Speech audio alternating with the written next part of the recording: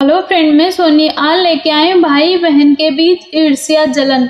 तो देखिए, अगर सभी माता पिता ये चाहते हैं कि उनके बच्चों के बीच जलन ईर्ष्या ना हो, तो इसके लिए हमें कुछ बातों का ध्यान रखना बहुत ज़्यादा ज़रूरी होता है। क्योंकि कभी-कभी ऐसा होता है कि कुछ बातें जो होती हैं, जो हम ही पेरेंट्स माता पिता की वजह से बच्चों के बीच जलन और ईर्ष्या की भावना पैदा होती है। तो ये करना है, हमें कुछ बातों का ध्यान रखना बहुत ज़्यादा ज़रूरी है। टिप्स नंबर 1, हमें ये करना है कि हम जैसे आप प्रेग्नेंट हैं, तो आपको ये करना है कि आपका जो पहले का बेबी है तो उसे एहसास कराते रहना, उसे बताते रहना है कि आपका जो छोटा भाई आएगा या फिर आपकी जो छोटी बहन आएगी, तो वो आप दोनों साथ में खेलना। इस तरह से आपको उसे समझाते रहना, बताते रहना आगे का कि आपको उसके साथ में फ्रेंड की तरह रहना, आप बड़े हो उसके, तो आपको उसका बॉडीगार्ड बन के रहना। इस तरह से आप उसे समझाते बताते रहेंगे,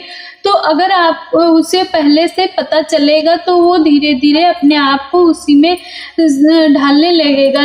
ना कि अगर आपने उससे पहले कुछ बताया नहीं, उसके बाद अगर आपका छोटा बेबी है, तो आप नॉर्मली भी उस पे ज़्यादा ध्यान देंगे, इस और बड़े वाले पे आप कम ध्यान दे पाएँगे। तो इससे उसे लगेगा कि हाँ, कि ये मम्मी-पापा मुझसे कम प्यार करते हैं और छोटे से ज़्यादा प्यार करते हैं। तो इस तरह से उनके बीच जलन और ईर्ष्या की भावना आ जाती है।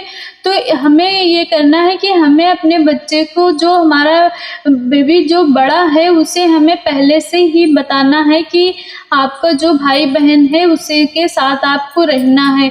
इस तरह से अगर हम पहले से उसे एहसास दिलाएँगे, तो हमारा काम आसान भी हो जाएगा। अगला पॉइंट ये है कि हमारा अगर दूसरा बच्चा हो जाए, आपका अगर दूसरा बच्चा हो जाए, तो आपको ये करना है कि आपका जो पहले वाला बच्चा है, उसे भी टाइम देना है और कोशिश ये करनी चाहिए कि हमें पहले से कुछ ज़्यादा टाइम उसके लिए निकालना चाहिए। क्योंकि अगर आप होता यही है कि हम छोटे बेबी के चक्कर में जो हमारा बड़ा बच्चा होता है, उसके हम केयर नहीं कर पाते, उसका ध्यान नहीं दे पाते। इन्हीं कारणों की वजह से बच्चों में जलन ईर्ष्या की भावना आ जाती है। तो हमें ये करना है, हमें ये बात ध्यान में रखनी है कि हमें उसके लिए टाइम निकालना, चाहे जैसे भी हम मैनेज करें, कुछ भी करें, पर हमें उसके लिए टाइम निकालना है। क्योंकि अगर टाइम आप उसके लिए नहीं निकालेंगे, तो इससे बहुत ज़्यादा दिक्कतें हो सकती हैं। तो इसीलिए आपको टाइम निकालना है उसके लिए। अगला पॉइंट ये है तुलना करना। जैसे ये होता है कि हम लोग ये करते हैं कि हम बच्चों की तुलना करते हैं, कि हम बोलते हैं जैसे कि आप बड़े हो, फिर भी आप मेरा कहना नहीं मानते, ये छोटा है, ये मेरा कहना मानता है, ये बहुत अच्छा है, ये सारे काम करता है। तो इस तरह से हम तुलना करने लगते हैं। इससे भी बच्चों पर बहुत ज़्यादा बुरा असर पड़ता है।